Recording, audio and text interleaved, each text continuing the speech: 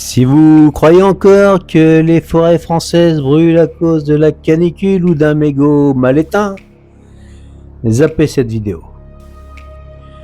Retournez dormir bien sagement devant le 20h. Pour les autres, donnez-moi 3 minutes. Salut les moutons, ici Lucien Erebus. Je vous parle toujours à voix haute depuis le bunker parce que le temps presse et que leur algorithme filtre déjà tout ce qu'on dit ou qu'on écrit. Aujourd'hui, on va braquer l'œil public sur le grand barbecue national. On allume la télé et qu'est-ce qu'on entend en boucle? On vous pointe du doigt. On vous culpabilise pour la moindre goutte d'eau. Mais mettez-vous bien ça dans le crâne, vous n'êtes pas responsable du climat.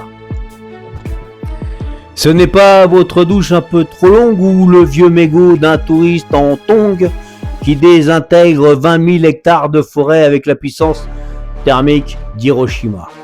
Il faut vraiment avoir un encéphalogramme plat pour avaler la thèse de la bouteille en verre oubliée au soleil. Oubliez les histoires d'antennes relais ou de compteurs électriques qui chauffent les arbres, c'est pour les amateurs. Soyons sérieux et regardons en l'air. Vous avez une belle forêt de pins classée et protégée.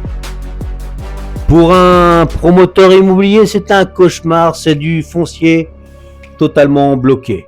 Interdiction de couler la moindre goutte de béton. Alors, comment on contourne la loi sans se salir les mains?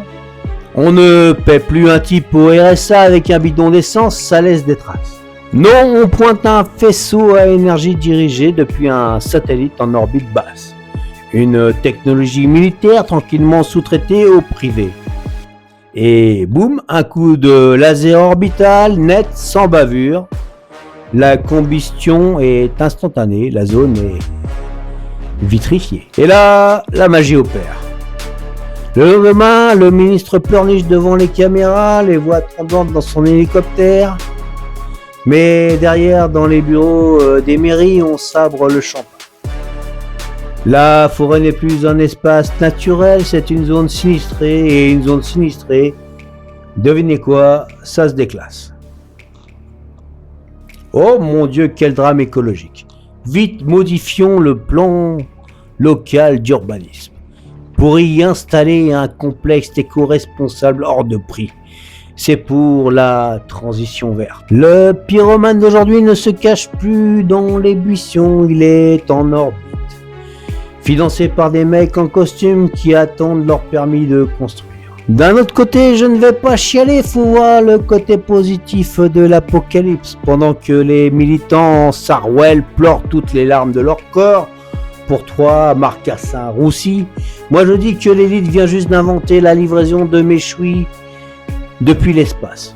Le sanglier était une espèce invasive, maintenant il est précuit.